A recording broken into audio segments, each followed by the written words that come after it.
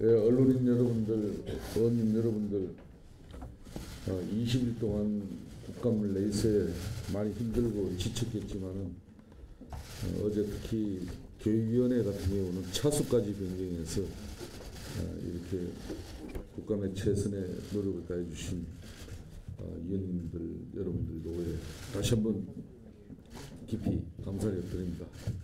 언론인 여러분들도 고생 많이 하셨습니다.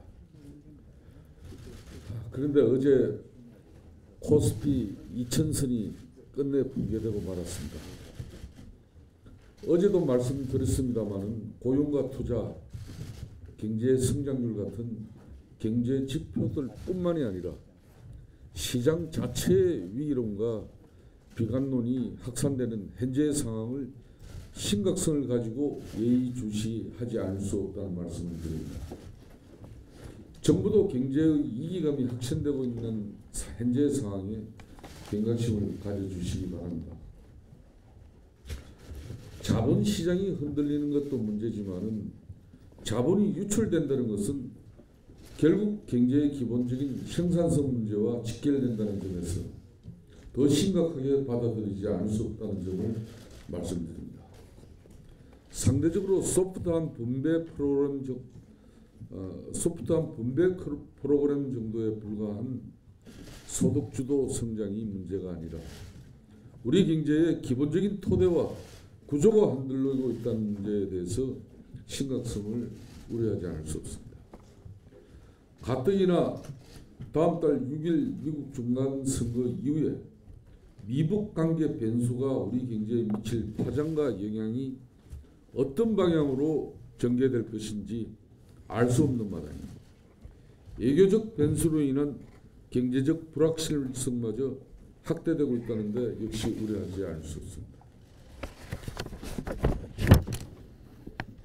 상황이 이러한데도 문재인 정부는 언제까지 평양 공동선언과 특별재판부에만 매달려 있을 것인지 남북관계 개선도 좋고 적폐청산도 다 좋지만 나라 경제의 근간이 흔들리는 상황을 초래하게 해서는 안 될 것입니다. 이 정권이 아무리 경제에는 무능한 정권이라고 해도 어찌할 줄 모르고 상황에 우왕좌왕할 것이 아니라 시그널이 감지됐을 때 선제적으로 위기에 대처해가는 적극적인 자세를 보여주기 바랍니다. 자유한국당은 시장에 확산되고 있는 경제적 위기감과 경제 지표로 나타나고 있는 위기의 징후에 적극 대처하고자 현재의 상황을 경제적 위기의 현실화 국면으로 규정하고 다양한 영역의 경제계 인사들과 경제원로, 경제학자 등 전문가 그룹을 중심으로 비상시국 경제회의를 구성하고 위기 대응 방안을 마련하는 데 적극 나설 것이라는 말씀을 드립니다. 정부도 현재의 상황을 더 이상 나이브하게 바라볼 것만 아니라 시그널이 감지됐다면 보다 적극적인 상황 대처에 나서주기 바랍니다. 자유한국당은 문재인 정권과 정부 여당이 조장하는 모든 정쟁적 상황과 여론몰이, 선동정치에 관계없이 경제 위기에 대처하는 선제적인 대응에 적극 나설 것이라는 말씀을 드립니다. 이런 상황에 문재인 정부가 어제 기어이 평양 공동선언을 간보에 게재하고 말았습니다.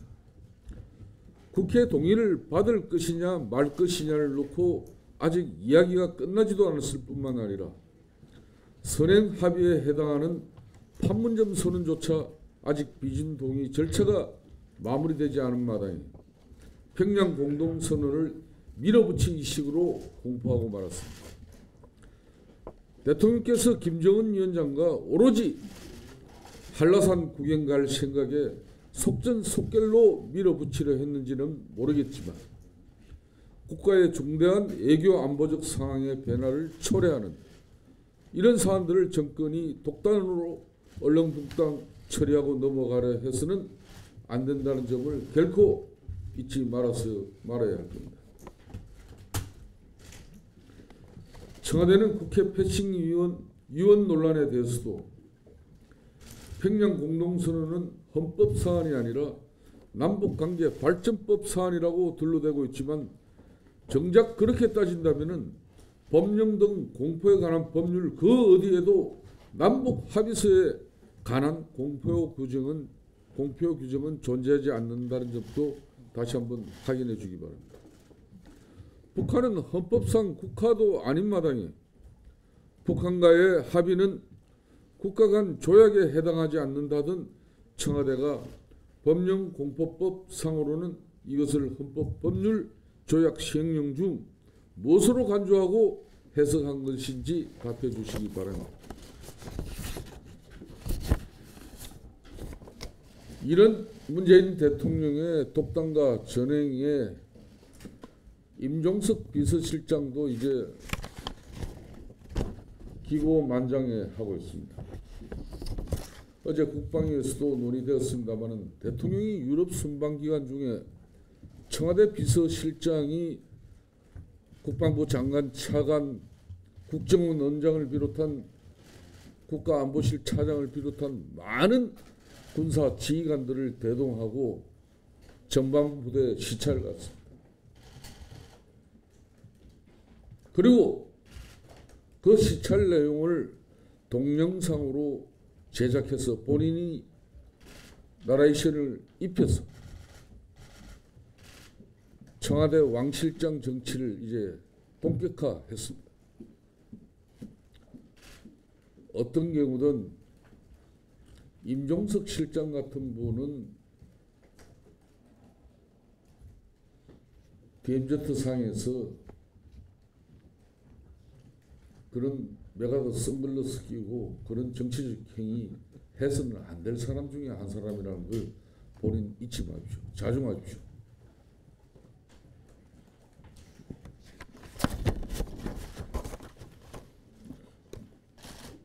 그리고 어제 오늘 뉴스에 밝혀지고 있습니다만 리성근 북한 조평동 위원장이 지난번 남북 정상회담 때 삼성그룹 이재용 부회장을 비롯한 기업 총수들에게 지금 평양 냉면이 목구멍으로 넘어가느냐고 면전에서 면박을 줬다고 합니다. 상소리도 이런 상소리가 있을 수가 없습니다. 무례와 천박함이 북한의 본 모습이라고는 아무리 하더라도 어떻게 이런 명색이 글로벌 기업의 총수들을 갖다가 그 가고 싶어 갔습니까? 반강제적으로 데려갔으면은 이런 모멸은 당하지 않도록 정부가 조치를 해야 되는데 조명균 통일부 장관 자기가 봐도 이건 조금 문제가 있는 것 같습니다. 문재인 대통령께 한 말씀 드립니다. 그리고 민주당 지도부에도 한 말씀 드립니다. 이게 막말이고 이런 것이 저작거리에 시정 잡배도 이렇게 이런 막말을 해야 되지는 않는 겁니다. 위헌적 통치 행위에 분노해서 대통령 견제하고 비판하는 발언을 하면은 막말이고 품격이 없고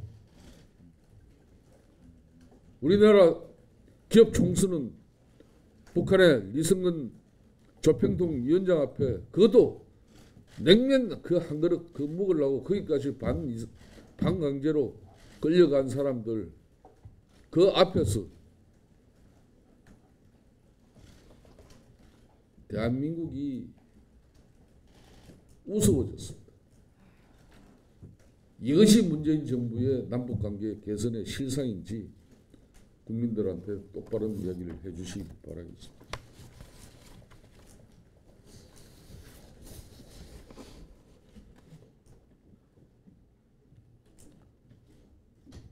대통령께서는 지금 북미관계 협상이 쉽지 않다는 국내외적인 여건을 너무도 잘 알고 있는데 지난 휴일에도 기자들과 함께 북한산을 올라서 오로지 김정은 위원장 서울 내려오면은 한라산 구경 갈 생각에 평양 공동선언 군사 합의서 속전속결로 밀어붙였는지는 모르겠지만 국가의 중대한 외교 안보적 상황의 변화를 초래하는 이런 심각한 사안들을 정권이 독단적으로 얼렁뚱땅 처리하고 넘어가는 부분에 대해서 반드시 국민적 저항에 맞닥뜨릴 수밖에 없다는 점을 분명히 밝혀드립니다. 청와대는 국회 패싱뿐만 아니라 헌법상 국가도 아닌 국가와의 이렇게 말을 번복해가면서 우리 기업 총수들과 우리 국민들이 또 조명균 통일부 장관이 북한에서 그런 망신을 당해도 괜찮다는 것인지 분명히 답해야 할 것입니다.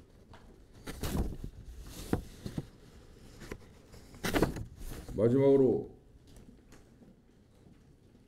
문재인 대통령이 청와대 수석 보좌관 회의를 주재하면서 사립 유치원 문제와 관련해서 아이들에게 피해가 발생하는 상황이 벌어진다면 단호하게 대응하라고 지시했다고 합니다. 자라나는 어린이들에게 피해가 발생하는 상황이라면 그 어떤 경우라도 당연히 단호하게 대처해야 하겠지만 일자리 찾기에 여념이 없는 청년 구직자들을 위해서도 고용 세습과 일자리 약탈에 단호하게 대처해 주시기 바랍니다. 평양 공동선언 특별재판부 사립 유치원 문제에는 그렇게도 관심이 많으시면서 어찌된 영문인지 고용 세습, 경제 위기에는 왜 그렇게 둔감하신지 아무리 관심이 없다고 나몰라라 방치만 하고 계실 것이 아니라 주가 폭락도 고용 세습도 문제의 심각성을 제대로 인식해 주시길 바랍니다.